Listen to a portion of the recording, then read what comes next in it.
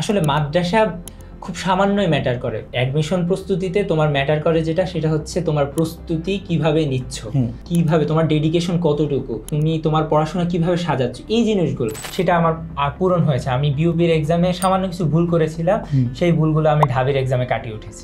ভুল করে 19তম হয়ে গেছো। যারা তামিরুল মিল্লাতে পড়তো তারা ভার্সিটিতে এসে তখন মিল্লাতের পরিচয়টা দিতে ভয় পেত, তো তারা বলতো, মাঝে মাঝে দুষ্টমি করে বলতো যে তারা টিএম কলেজ থেকে এসেছে, তামিরুল মিল্লাত কলেজ, এভাবে বলতো অন্তত মানে রাজনৈতিক নিপীড়ন থেকে বাঁচার জন্য। ইতিপূর্বে 2000 সম্ভবত 14-15 সেশনে আব্দুর রহমান ভাই এবং তার ছোট ভাই, অর্থাৎ দুই ভাই ছিল ওনারা দুইজনও বি ইউনিটে ফার্স্ট হয়েছিল। তো মাদ্রাসা থেকে ফার্স্ট হয়ে লিগেসি, এটা নতুন না, আর চান্স তো অহরহ পাচ্ছেই সম্ভবত প্রত্যেক বছর। আসসালামু আলাইকুম। অনলি আর্টস এর শিক্ষার্থীরা, অনলি আর্টস এর অডিয়েন্সরা, কেমন আছো তোমরা সবাই? আশা করছি ভালো আছো। অনলি আর্টসের যে রেগুলার একটা পডকাস্ট শুরু হয়েছে, তোমরা সাকসেসফুল মানুষদের গল্প শুনছো, তোমরা যে ফেজে আছো এই ফেজে সাকসেসফুল মানুষদের গল্প শুনছো, তারই ধারাবাহিকতায় আজকে তোমাদের গল্প শোনাবো লাবিব হাসান রেদওয়ানের, যার ব্যাকগ্রাউন্ড স্কুল কলেজে পড়াশোনা করে নাই, মাদ্রাসা ব্যাকগ্রাউন্ডে পড়েছে। সে মানে আলিম পাস, ইন্টারমিডিয়েট যেটাকে আমরা বলি, এইচএসসি সমমান, এটা পাশ করেছে ঢাকার দারুন নাজাত সিদ্দিকিয়া কামিল মাদ্রাসা থেকে। এবং আমাদের মধ্যে না একটা মিথ তৈরি হয়ে গেছে যে মাদ্রাসা স্টুডেন্টরা শুধু ইসলামিক স্টাডিজ, অ্যারাবিক বা এই জায়গাগুলোতে অবদান রাখবে। তার একাডেমিক অ্যাডমিশন ক্রেডেনশিয়ালস বলছি, সে ঢাকা বিশ্ববিদ্যালয়ের 2024-25 শিক্ষাবর্ষের অ্যাডমিশন টেস্টে বি ইউনিটে 27তম হয়েছে, মানবিক থেকে এই ইউনিটে 83তম হয়েছে, জাহাঙ্গীরনগর বিশ্ববিদ্যালয়ের সি ইউনিটে ফার্স্ট হয়েছিল, বিউপি FSSS ইউনিটে 19তম হয়েছিল। সে বর্তমানে পড়াশোনা করছে ঢাকা বিশ্ববিদ্যালয়ের আইন বিভাগে। চলো আমরা কথা না বাড়িয়ে তার সাথে পরিচয় হই। আসসালামু আলাইকুম লাবিব, কেমন আছো? ওয়ালাইকুম আসসালাম, আলহামদুলিল্লাহ আমি ভালো আছি। আচ্ছা, আমরা তোমার গল্প করছিলাম। আমরা সাধারণত বাংলাদেশে যেটা দেখি যে মাদ্রাসা ব্যাকগ্রাউন্ড নিয়ে আমাদের একটা মিথ তৈরি আছে। অনেকেই বাংলাদেশে হয়তো অনেকেই কওমি মাদ্রাসা, আলিয়া মাদ্রাসা, এই দুইটার মানে ফারাকটা বুঝে না, ডিফারেন্সটা বুঝে না। এটা যদি তুমি একটু বুঝাই বলতে যে কওমি মাদ্রাসা, আলিয়া মাদ্রাসা, এই দুইটার মধ্যে ডিফারেন্স কি, এবং কওমি থেকে আসলে কোথায় কোথায় যাওয়া যায়, আলিয়া থেকে তোমরা যে পাবলিক ইউনিভার্সিটিতে আসতেছো এইটা, এবং তোমার মাদ্রাসাটা কোনটা ছিল, এটা সম্পর্কে একটু বলো প্লিজ। আচ্ছা, মূলত ভারতীয় উপমহাদেশে কওমি মাদ্রাসার যে ঘটনাটা, সেটার উৎপত্তি পুরোপুরি ব্রিটিশ কলোনিয়ালিজমের সাথে বিরোধ করে তৈরি হয়েছে। আচ্ছা, তো সেখান থেকে ভারতের দেওবন্দে কওমি মাদ্রাসার প্রথম যে দেওবন্দ মাদ্রাসা, সেটা শুরু হয়েছিল। তার পরবর্তীতে যখন ব্রিটিশ শাসন আসলো, তখন দ্বীনি শিক্ষার পাশাপাশি, অর্থাৎ মাদ্রাসা ভিত্তিক ধর্মীয় শিক্ষার পাশাপাশি জাগতিক শিক্ষার একটা সমন্বয় করার জন্য আলিয়া মাদ্রাসা পদ্ধতিটার উদ্ভাবন হয়েছে। অর্থাৎ দ্বীনি শিক্ষাও থাকবে, তার পাশাপাশি যে কোনো ধরনের পার্থিব যে জেনারেল বিষয়গুলো সেগুলো থাকবে। মানে যেমন ধরো যে মাদ্রাসার তুমি অ্যারাবিক, কোরআন, হাদিস, ফিক এইগুলো পড়তেছো, পাশাপাশি ফিজিক্স, কেমিস্ট্রি, ম্যাথও পড়বা, তুমি পৌরনীতি, সমাজনীতি এগুলো পড়বা। এই তো বর্তমানে আলিয়া মাদ্রাসার সাথে যে কোনো স্কুলের জেনারেল সাবজেক্টগুলো একই। অর্থাৎ আলিয়া মাদ্রাসাগুলোতে আরবি, ফিক, কোরআন মাজিদ এগুলোর পাশাপাশি জেনারেল বিভিন্ন সাবজেক্ট, সাধারণ বিজ্ঞান, তারপরে বাংলা, ইংরেজি, সমাজ বিজ্ঞান, সাধারণ সব কিছুই পড়ানো হয়। আচ্ছা, তোমার মাদ্রাসাটা আলিয়া মাদ্রাসা ছিল তাই না? হ্যাঁ, আমার মাদ্রাসা আলিয়া। আচ্ছা, আলিয়া মাদ্রাসা ছিল।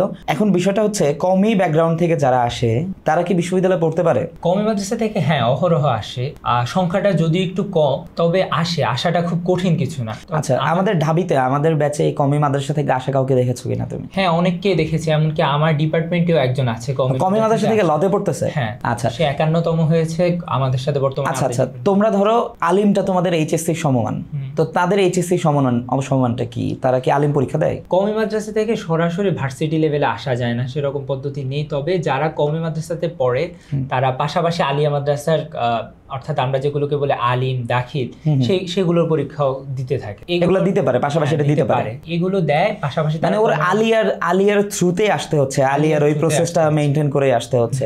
আচ্ছা, দারুণ। দেখতে পাচ্ছি তোমার ঢাকা ইউনিভার্সিটি বি ইউনিটে মাদ্রাসা থেকে আসার পরেও তোমার ডি ইউনিটে পজিশন 27, ঢাবির টপ, মানে অনেকের ড্রিম সাবজেক্ট বলা যায় লকে, আমারও ছিল এক সময়, সেটাতে তুমি পড়ছো। আবার ঢাবির এই ইউনিটে 83তম হয়েছো। আবার তোমার সবচেয়ে বড় ক্রেডেনশিয়ালস যেটা বলা যায়, মানুষ ফার্স্ট, সেকেন্ড, থার্ড কে বড় ক্রেডেনশিয়ালস হিসেবে দেখে, তো তুমি জাহাঙ্গীরনগরের সি ইউনিটে, সামাজিক বিজ্ঞান অনুষদের যে সি ইউনিট, এটাতে তুমি ফার্স্ট হয়েছো। তো আমাদের অ্যাডমিশন যে সিজনটা ছিল, এটার মধ্যে সর্বপ্রথম পরীক্ষা তোমার কোনটা ছিল, কোন বিশ্ববিদ্যালয়? বিউপিটা মনে হয়, তাই না? হ্যাঁ, বিউপির পরীক্ষাটা ছিল সবচাইতে। আচ্ছা, বিউপিতে যে 19তম হইলা, এটা কি তোমার এক্সপেক্টেড ছিল কিনা? না, বিউপিতে আমি পরীক্ষা দিয়েছি আর ঢাকা বিশ্ববিদ্যালয় পরীক্ষার প্রস্তুতি হিসেবে। আমি খুব সিরিয়াসলিও দিইনি, তবে যেহেতু এটা প্রস্তুতি পর্ব ছিল আমি চেষ্টা করেছি আমার সর্বোচ্চটুকু দেওয়া। মানে এক্সাম ফিয়ার কাটানোর জন্য বিউপির পরীক্ষাটা দেয়? বিউপির সবগুলো ইউনিটে আমি দিইনি, শুধুমাত্র F3SC পরীক্ষা দিয়েছি এবং সেখানে আমি যেই উদ্দেশ্যটা নিয়ে দিয়েছিলাম অর্থাৎ ঢাবির জন্য একটা প্রস্তুতি স্বরূপ সেটা আমার পূরণ হয়েছে। আমি বিউপির এক্সামে সামান্য কিছু ভুল করেছিলাম, সেই ভুলগুলো আমি ঢাবির এক্সামে কাটিয়ে উঠেছি। ভুল করে 19তম হয়ে গেছো? আচ্ছা আচ্ছা। বিউপিতে মনে হয় ল পাইছিলা তাই না? হ্যাঁ, বিউপিতে ল পাইছিলে, ঢাবিতেও ল। তুমি কি আগে থেকে ল এক্সপেরিয়েন্স ছিলা? না, আমার কোনো সাবজেক্ট সম্পর্কে খুব বেশি আগ্রহ ছিল না, ল সম্পর্কেও ছিল না। জাস্ট অ্যাডমিশনের সময় আমার আইআর নিয়ে একটা ফ্যাসিনেশন ক্রিয়েট হয়েছিল একজন বিশেষ ব্যক্তির মাধ্যমে।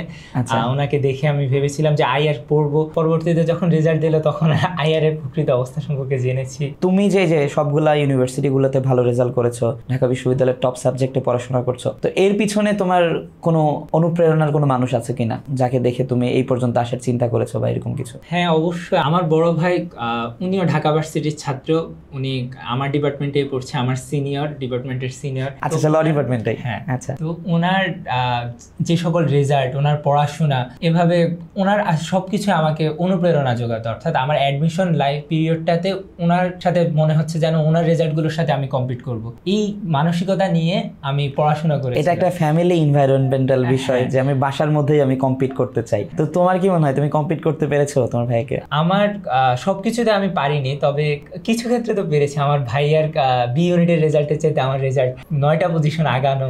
আচ্ছা আচ্ছা। আমার জাবিতে আমার ভাইয়ার চাইতে আমার 3টা পজিশন আগানো।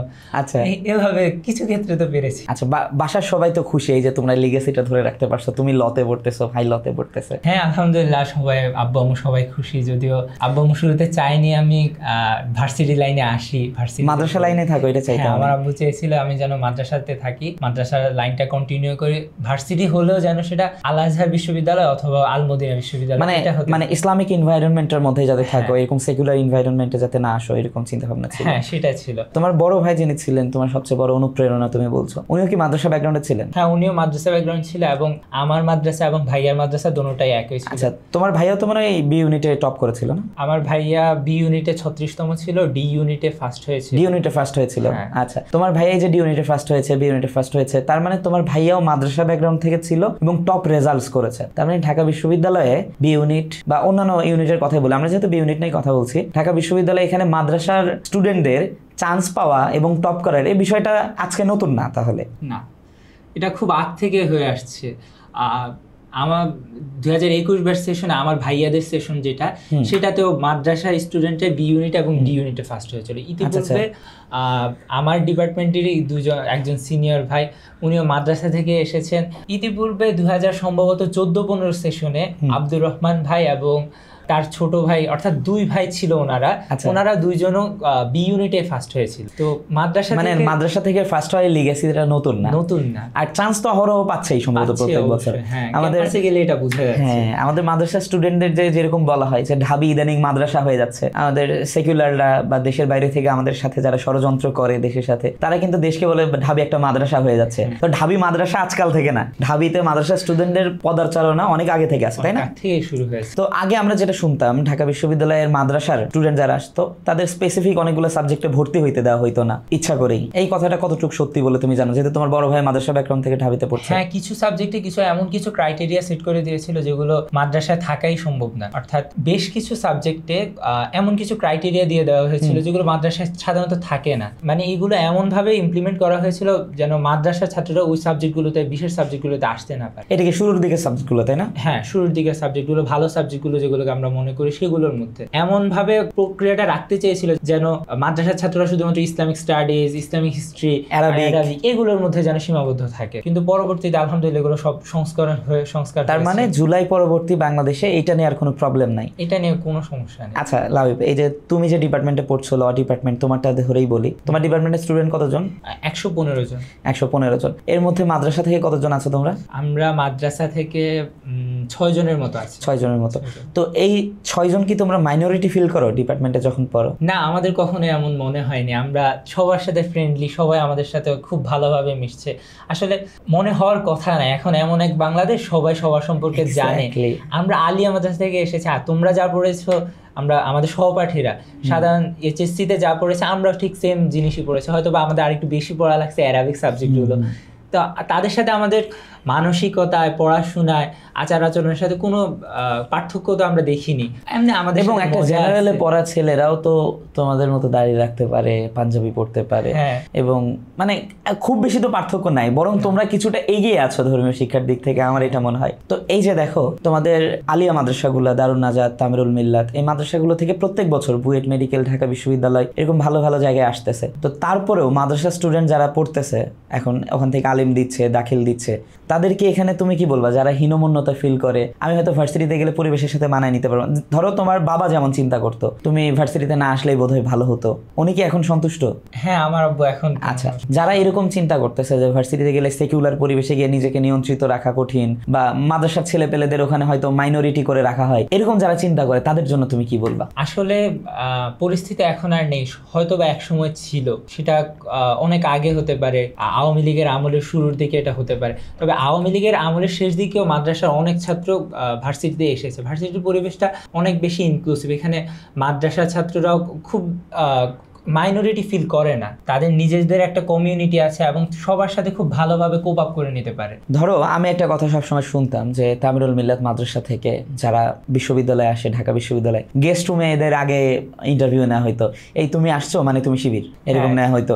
তো এটার ব্যাপারে তুমি কি শুনছো বা তোমার ভাইরা কি ফিল করছে, তোমার এক্সপিরিয়েন্স? হ্যাঁ, শুনেছিলাম বড় ভাইদের কাছ থেকে যে বিশেষ করে তামিরুল মিল্লাত এটার সাথে একটা রাজনৈতিক সংশ্লিষ্টতা তারা বের করে। হ্যাঁ, তো না থাকা সত্ত্বেও বের করে, বাই ডিফল্ট সত্ত্বেও তারা বের করে। যারা তামিরুল মিল্লাতে পড়তো তারা ভার্সিটিতে এসে তখন মিল্লাতের পরিচয়টা দিতে ভয় পেত। তো তারা বলতো, মাঝে মাঝে দুষ্টমি করে বলতো যে তারা টিএম কলেজ থেকে এসেছে, তামিরুল মিল্লাত কলেজ, এভাবে বলতো, অন্তত মানে রাজনৈতিক নিপীড়ন থেকে বাঁচার জন্য এই জিনিসটা তখন ছিল। এই সকল ত্রুটিগুলো, ছাত্রলীগের নির্যাতন সমূহ, তো এখন আর এসব নেই। এখন আমরা যেহেতু জুলাই পরবর্তী ব্যাচ, আমাদের ব্যাচকে কাইন্ড অফ বিপ্লবী ব্যাচ বলা হয়, কারণ আমরা এই কলেজে থাকাকালীন সর্বশেষ মানে বিপ্লবে আমরা এক একজন সম্মুখ সারির যোদ্ধা ছিলাম, কেউ ইন্টেলেকচুয়ালি হেল্প করেছে, আমরা বিভিন্নভাবে হেল্প করেছি। তো জুলাই পরবর্তীতে আর এরকম তো কোনো সমস্যা আমাদের ভর্তি হওয়ার পর অন্তত ফেস করতে হয়নি। তো 24 পরবর্তী বাংলাদেশে আমরা অবশ্যই আশা করব যে মাদ্রাসায় পড়ার কারণে ঢাকা বিশ্ববিদ্যালয়ে যে এই যে একটা ছোট করে দেখা হইতো, মাইনরিটি হিসেবে দেখা হইতো অল্প অল্প টাইমে, এটা যেন আর কখনো না হয়। তো তোমার ছোট ভাইরা যারা মাদ্রাসা থেকে দাখিল দিচ্ছে, এবার আলিম দিচ্ছে, এবার আলিম দিয়ে যারা ভার্সিটি প্রিপারেশন নিচ্ছে, তুমি যেহেতু মাদ্রাসার জন্য একটা মাইল ফলক বলতে পারো, তুমি জাহাঙ্গীরনগর ফার্স্ট হয়েছো, ঢাবিতে টপ করেছো, ঢাবি লতে পড়ছো, বিউপিতে টপ করেছো, তো তোমার যারা ছোট ভাই মাদ্রাসা থেকে যারা আলিম পরীক্ষা দিচ্ছে তাদের জন্য তোমার কি পরামর্শ থাকবে? আসলে শুরুতে একটা কথা বলে রাখি, আমরা যে মাত্র আলোচনায় বিভিন্ন মাদ্রাসার কথা উল্লেখ করলাম, বিশেষ করে দারুন নাজাত, তামিরুল মিল্লাত, আসলে মাদ্রাসা খুব সামান্যই ম্যাটার করে। অ্যাডমিশন প্রস্তুতিতে তোমার ম্যাটার করে যেটা, সেটা হচ্ছে তোমার প্রস্তুতি কিভাবে নিচ্ছ, কিভাবে তোমার ডেডিকেশন কতটুকু, তুমি তোমার পড়াশোনা কিভাবে সাজাচ্ছ, এই জিনিসগুলো। তোমার মাদ্রাসা সামান্য একটু তোমাকে পরিবেশ দিবে, তোমাকে হয়তো বা ঢাকা ভার্সিটি সম্পর্কে জানার সুযোগ করে দেবে, তোমাকে দু একজন সিনিয়রের মাধ্যমে পরিচয় করিয়ে দেবে, এই সুযোগটা হয়তো বা আসবে। কিন্তু চান্স পাওয়ার জন্য যে জিনিসটা, সেটা তোমার নিজের মধ্যে, চেষ্টাটা তোমার নিজের কাছে, এটার সাথে মাদ্রাসার কোনো সম্পর্ক নেই। তো যারা মাদ্রাসা থেকে, বিশেষ করে আলিয়া মাদ্রাসা থেকে পরীক্ষা দিচ্ছ, দেওয়ার ইচ্ছা পোষণ করছো, তাদের জন্য পরামর্শ থাকবে, যেহেতু তোমরা ভার্সিটি সম্পর্কে এখন জানার সুযোগ অবারিত, বিভিন্ন জায়গা থেকে তোমরা জানতে পারছো, এবং তাহলে তোমরা ভার্সিটির প্রস্তুতিটাকে একটু এগিয়ে আনতে পারো। অর্থাৎ তোমরা আলিম স্কুলের ক্ষেত্রে যেটা হচ্ছে এইচএসসি, তখন থেকে তোমরা ভার্সিটি লেভেলে পড়াশোনা করতে পারো। যেহেতু ভার্সিটি অ্যাডমিশন এবং আলিমের পড়াশোনা, এইচএসসি লেভেলের পড়াশোনা প্রায় একই, সেম সিলেবাসটা তো এখান থেকেই। হ্যাঁ, তাহলে তখন ভার্সিটির প্রস্তুতি হিসাবে এগুলোকে ভালোভাবে পড়া, প্রশ্ন প্যাটার্নগুলো বোঝা, তো সেই অনুযায়ী এই সিলেবাসগুলো পড়ে নেওয়া, তাহলে তোমাদের প্রস্তুতি অনেক বেশি সহজ হয়ে যাবে। স্কুলের জন্য যা প্রস্তুতি, স্কুল কলেজে যারা পড়বে সেম প্রস্তুতি এদের,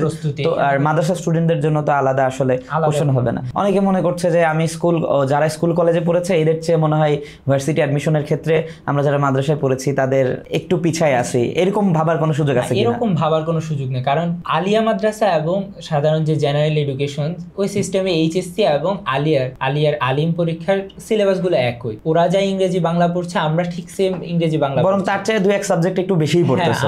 আমরা বেশি পড়তেছি আরবির ক্ষেত্রে। তো যেহেতু সিলেবাস একই দোনোজনের জন্য, আমরা চাইলে তাদের সমানে চলে আসতে পারি। আমরা যে পিছিয়ে আছি এমন না, বরং আমরা মানসিকতায় পিছিয়ে আছি, মনে হচ্ছে যেন আমরা পিছিয়ে আছি। আচ্ছা, এই মানসিকতা কাটানোর জন্য ওরা কি করতে পারে? এই মানসিকতা কাটানোর জন্য তোমার পরামর্শ কি, যে ওরা ওদের জন্য যে মানসিকতা প্রকৃত বর্তমান অবস্থা দেখলে অনুপ্রেরণা পাওয়া যায় যে এমন অবস্থাটা আসলে না। এবং এই জন্যই তোমাকে নিয়ে আমরা কথা বলছি যে ওই মানসিকতা চেঞ্জ করার জন্য তুমি ওদের জন্য একটা কি বলে প্যারামিটার হইতে পারো। হ্যাঁ ইনশাল্লাহ। আমাদের সিনিয়ররা যারা ভালো রেজাল্ট করেছে তাদের দেখে আমরা অনুপ্রেরণা পেয়েছি, আমরা তাদের দেখে আমরা বুঝেছি যে না আসলে সিলেবাস তো একই, কারোর সাথে কারো কোনো পার্থক্য নেই, আমরা সব কেউ পিছিয়ে নেই, মাদ্রাসার ছাত্র হলে আমরা সমানেই আছি। এই এমন মানসিকতা যেন ধারণ না করে কেউ।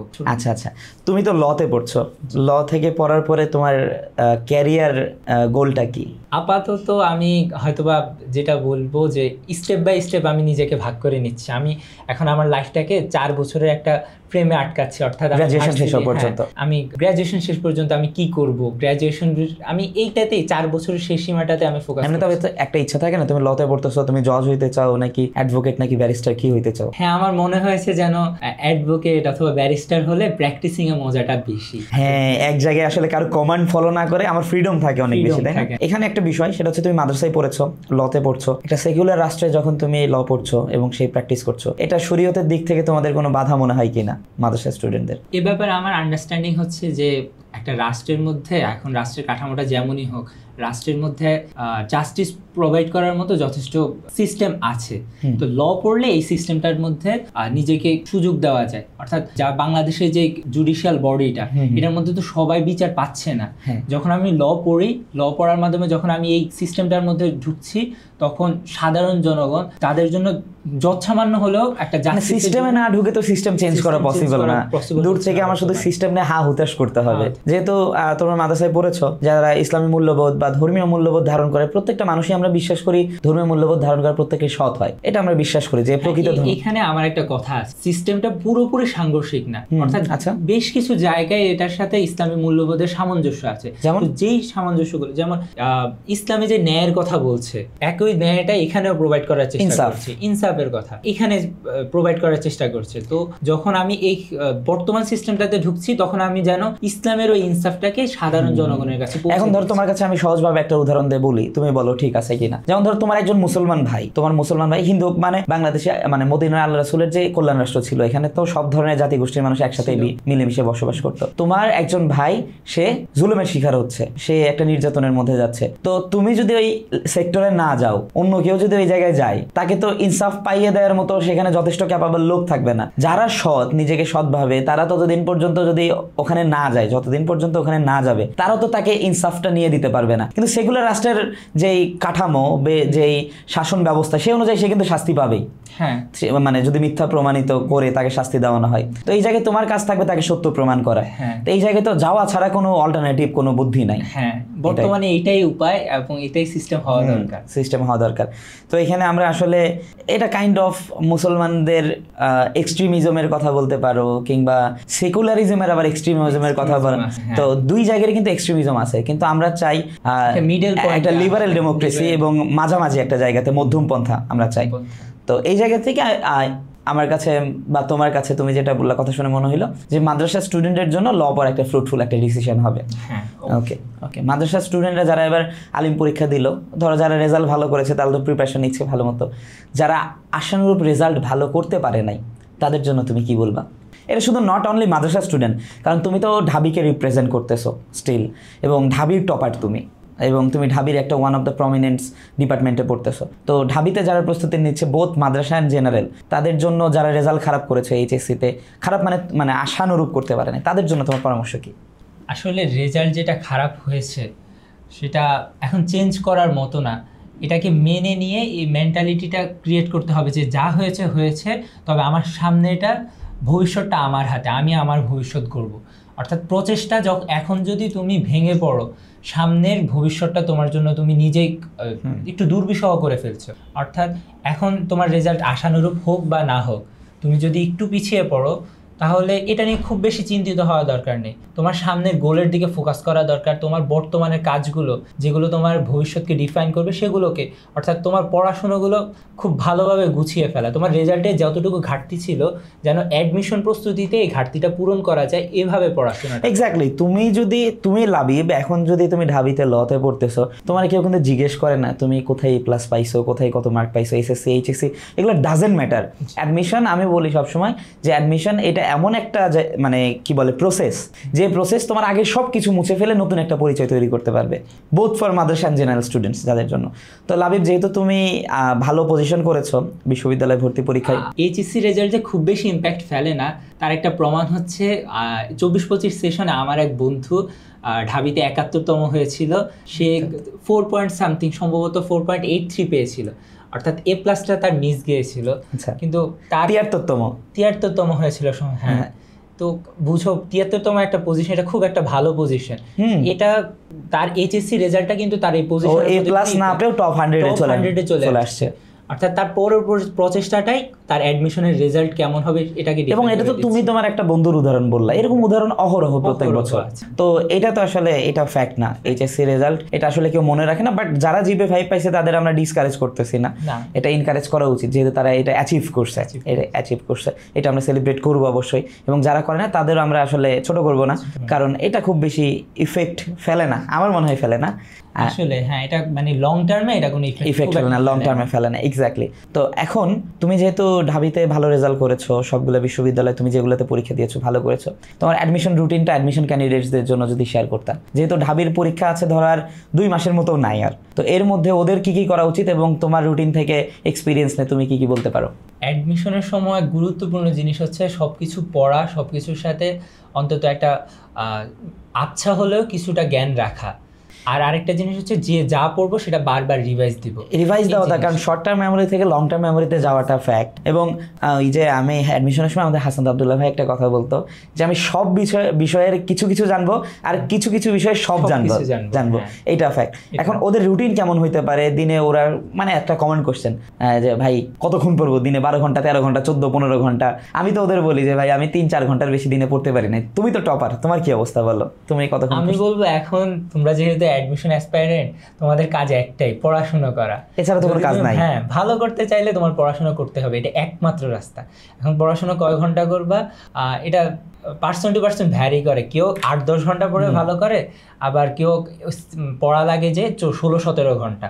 এখন তবে আমি যেটা ব্যক্তিগতভাবে পরামর্শ দিব, সবারই উচিত কমপক্ষে 14-15 ঘন্টা, যেহেতু শেষ 2 মাস এখন, হ্যাঁ লাস্ট 2 মাস, এই জন্য এই সময়টা 14-15 ঘন্টা যেন পড়ে। আবার পড়ার মানে এই 14-15 ঘন্টা পড়া মানে এটা না যে আমি 14-15 ঘন্টা টেবিলে বসেছিলাম, বড় আমাদের কোয়ান্টিটি মানে পড়াশোনার মধ্যে থাকা আর কি 14-15 ঘন্টা। হ্যাঁ, 14-15 ঘন্টা টেবিলে বসে থাকা মানে কিন্তু পড়ালেখা করা না।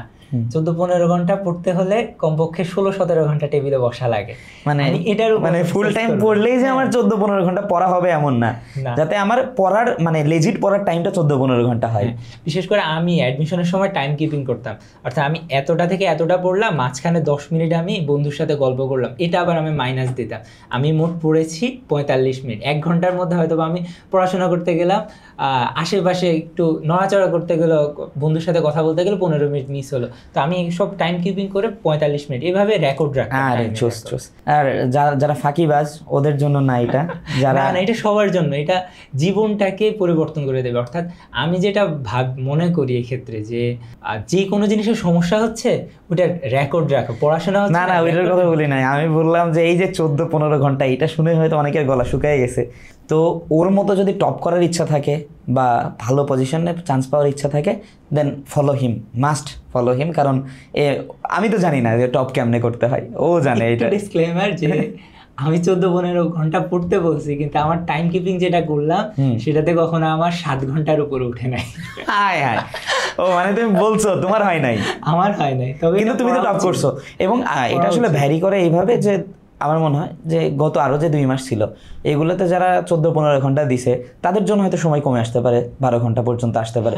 আর যারা একদমই কিছু হয় নাই তাদের জন্য প্লিজ 14 ঘন্টাই পড়তেই হবে। হ্যাঁ, কারণ ওর তো পড়া তো অনেক, আমার টাইম 2 মাস পড়া অনেক পড়তে হবে, এর মধ্যে রিভিশন দিতে হবে, মাথার মধ্যে আমার রাখতে হবে, এটার আবার ইমপ্লিমেন্ট করতে হবে, তার মধ্যে আবার ঢাবিতে রিটেন আছে, এগুলোর প্র্যাকটিসের মধ্যে থাকতে হবে। জিকে তো মাথায় থাকে না, ইংলিশে একটা করতেছি একই নিয়মের আরেকটার উত্তর আরেক রকম, তো একটু একটু এই জন্য পরিশ্রমটা বাড়াইতে হবে, রিভাইজ দিতে। আচ্ছা, আমি ওদের যেটা সবসময় বলি, ধর্মীয় অ্যাডমিশন টাইমে অন্তত ধার্মিক হওয়ার কথা বলি। হ্যাঁ, অবশ্যই। এই ব্যাপারে তুমি কিছু বলো। এর ব্যাপারে আমি যেটা নিজের ক্ষেত্রে ভাবি যে আমার যদি অ্যাডমিশনে যদি যেটা রেজাল্ট এসেছে এটাকে যদি সাফল্য হিসাবে বলা যায়, তাহলে এটা আমার প্রচেষ্টার ফলে আসে না, এটা অবশ্যই আল্লাহর দান, আলহামদুলিল্লাহ। সব কিছুর ক্ষেত্রে আমি যতটুকু পরিশ্রম করেছি ঠিক ততভাবে, মানে আল্লাহর কাছে বারবার চেয়েছি, তাওয়াক্কাল আল্লাহ, তাওয়াক্কাল আল্লাহ, আল্লাহর উপর বারবার ভরসা করেছি, আল্লাহ আমি পারবো, আমি যতটুকু পরিশ্রম করছি এটা তোমার জন্যই করছি, আর তুমি বাকিটা রেজাল্টটা, মানে আমার পরিশ্রমের মূল্যটা তুমি দেওয়াও প্লিজ। হ্যাঁ, এটাই আমি এটাই বলি ওদের, যে তুমি অন্য সময় যা হয় হও, তোমার যে সময় আল্লাহর কাছে চাওয়ার সময় যিনি তোমাকে দিতে পারে তার কাছে চাও। অন্তত এই যে অনেকের যাদের রাত জেগে পড়ার অভ্যাস আছে, 2 রাকাত তাহাজ্জুদ নামাজ পড়ার অভ্যাসটা করতে বলি, এটা বলি। আর যারা আগে ভোরের আগে উঠে তারা পড়ুক, এটাও বলি। এবং 5 ওয়াক্ত নামাজ তো মিস দেওয়ার সুযোগ নাই এই সময়। তো যারা চায় আর কি, এটাই বলে যে যিনি দেয়ার মালিক তার কাছে চাও, তার কাছে চাও। এই সময় পাইওয়াস থাকলে যেটা হয়, ধার্মিক থাকলে যেটা হয়, ধরো আমার যেটা ছিল অ্যাডমিশন টাইমে, একটা ভরসা পাওয়া যায় যে আল্লাহ আমারে দিবে, মনে হয় আল্লাহ আমারে পুশ করতেছে, এরকম মনে হয়। এবং এই যে 5 ওয়াক্ত নামাজের টাইম হিসাব করে আমি পড়ার টাইম হিসাব করলাম, যে আল্লাহর একটা সুন্নত হচ্ছে যে আল্লাহ যে পরিশ্রম করে, প্রচেষ্টা যে করে, সে যদি সত্যি প্রচেষ্টা করে তাহলে আল্লাহ তাকে হতাশ করেন না। Yes, exactly. এবং 5 ওয়াক্ত নামাজ পড়লে রুটিনটা মনে হয় ভালো হয়, যে ফজরের আগে পরে করে হিসাব, জোহরের আগে পরে করে হিসাব, জোহরের পরে আমি একটা ন্যাপ নিলাম এই হিসাব, আসর, মানে কেউ যদি নামাজের ওয়াক্ত হিসাব করে পড়ার টাইমটা হিসাব করে, দিনটা অনেক সুন্দর চলে যায়, অনেক রুটিন ওয়াইজ হয়ে যায়। তুমি পরবর্তীতে কি করো না করো এটা তো আমাদের দেখার বিষয় না, আমাদের দেখার বিষয় হচ্ছে তুমি অ্যাডমিশন পর্যন্ত আসো, তারপর তো আমরা সেম লেভেলেই চলে আসবো। তখন আমরা একজন আরেকজনকে পরামর্শ দিব, একতরফা কেউ পরামর্শ দিব না তখন। এখন যেহেতু আমরা জিনিসটা ফেস করে আসছি, তুমি আমরা প্রত্যেকে ফেস করে আসছি, এই জন্য আমরা পরামর্শটা দিচ্ছি, নিলে নাও, না নিলে নাই, এটাই হচ্ছে কথা। আচ্ছা, তো মোটামুটি এই ছিল আমাদের কথা। আমরা তোমার মাদ্রাসা ব্যাকগ্রাউন্ড নিয়ে কথা বললাম, তোমার রুটিন নিয়ে কথা বললাম, তুমি কিভাবে পড়েছো এটা নিয়ে কথা বললাম, এবং ওভারঅল সবকিছুই কাভার হয়েছে এখানে। তো সর্বশেষ আমাদের যে স্টুডেন্টরা এতক্ষণ আমাদের সাথে ছিল, আমাদের কথা শুনলো, তাদের জন্য তোমার যদি কিছু কথা ফাইনাল হয়ে থাকে, যেহেতু আমাদের এখন অ্যাডমিশনের কথা বেশিরভাগই শুনছে আমাদের গার্ডিয়ানরা, আমাদের যারা এবার অ্যাডমিশন অ্যাসপিরেন্ট তারা, বা যারা ইন্টারমিডিয়েটে পড়ছে তারা, তো তাদের জন্য তোমার যদি কিছু বলার থাকে সে সময় তুমি বলে দিতে পারো ছোট করে। আসলে অ্যাডমিশন পিরিয়ডে প্রথম কাজ হচ্ছে পড়াশোনা করতে হবে, এবং তার পাশাপাশি আল্লাহর উপর তাওয়াক্কুল বাড়াতে হবে, ধর্মীয় আবহে থাকতে হবে। বিশেষ করে নামাজটা যেন কখনো বাদ না পড়ে, সামান্য 5 ওয়াক্ত নামাজ এটা যেন সবসময় পড়ার মধ্যে রাখে, সবসময় পড়ে। তো এই খুব এভাবে রুটিন ওয়াইজ চললে আশা করি অ্যাডমিশন পিরিয়ডটা অনেক সহজ হয়ে যায়। যতই বাধা প্রতিকূলতা আসুক, শেষ পর্যন্ত স্মুথ হয়ে যায়। হ্যাঁ। আচ্ছা, যারা একাডেমিকে পড়ছে তাদের জন্য কি অবস্থা, কি তুমি সাজেশন দিবা? ওদের একাডেমিকটা আসলে কিভাবে আগানো উচিত, অ্যাডমিশনের সাথে কোল্যাব করে কিভাবে আগানো যাইতে পারে, এটা বলে শেষ করে দাও। হ্যাঁ, ইন্টার লেভেলে অথবা আলিম লেভেলে অ্যাডমিশন, আর যেহেতু ইন্টার এবং এইচএসসি লেভেল, আলিম লেভেল, সিলেবাস একই, তো অ্যাডমিশনের সিলেবাসটা যেন এই সময়টাতে একবার কাভার হয়ে যায়, এই চেষ্টাটা যেন করে, যদি সত্যি অ্যাডমিশনে সাফল্য পেতে চায়। তাহলে একাডেমিকের সাথে অ্যাডমিশনটা কোল্যাব করে পড়তে হবে। তো এটা নানাভাবে করা যায়। এটা কেমনে করতে পারে, দুই একটা স্টেপ যদি বলে দাও। মেইনলি ইংলিশের ক্ষেত্রে ইংলিশ টেক্সট বুকটা 100%, অর্থাৎ ইংলিশ টেক্সট বুকে এমন একটা ওয়ার্ড থাকবে না যেটার মিনিং আমি জানি না, এমন একটা এক্সারসাইজ থাকবে না যেটা থেকে দিলে, স্পেশালি ঢাবির জন্য, ঢাবিতে ইংলিশ ফার্স্ট পেপার বইয়ের কোনো বিকল্পই নেই। হ্যাঁ, আর বাংলার ক্ষেত্রে যদি বলি, বাংলা রিটেনের ক্ষেত্রে একটা পরামর্শ থাকবে যে কোনো প্রবন্ধ, গল্প, কবিতা, সাহিত্য সবকিছুর পাঠ পরিচিতি, সেখানে যে শব্দগুলোর ব্যবহার আছে, একটা ইন ডেপথ নলেজটা রাখা। এবং এটা হলে ও এইচএসসি তেও আগায় থাকতেছে, ও অ্যাডমিশন তো অনেকখানি আগে আছে, এবং ও যখন কোচিং করতে যাওয়ার পরে বুঝবে যে যারা আমার মতো ইন্টারে পড়ে না এরকম করে, আর আমি যে পড়ছি আমি ওদের থেকে কতখানি আগায় আছি। ওদের হবে এটা হচ্ছে স্টার্টিং ফেজ, ওর হবে রিভিশন ফেজ শুরু থেকে।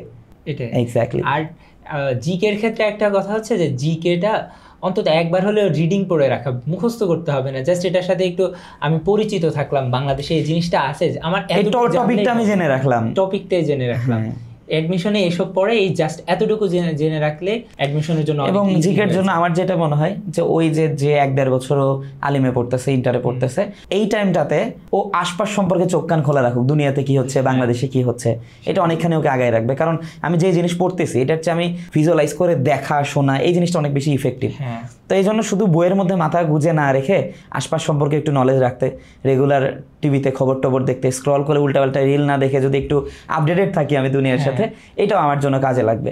আসলে জিকে এর ক্ষেত্রে যেমন আমাদের সময় জিকেতে রিসেন্ট টাইম সম্পর্কে আসছে সম্ভবত 7টা কি 8টা প্রশ্ন, অর্থাৎ কেউ যদি সাধারণভাবে নিজের আশপাশ সম্পর্কে, বিশ্ব ব্যবস্থা সম্পর্কে, অর্থাৎ বিশ্বের বিভিন্ন যুদ্ধ বিগ্রহ অথবা যে কোনো ঘটনা সম্পর্কে যদি খোঁজখবর রাখে, তার জন্য অ্যাডমিশনের অনেকখানি আগে থাকবে।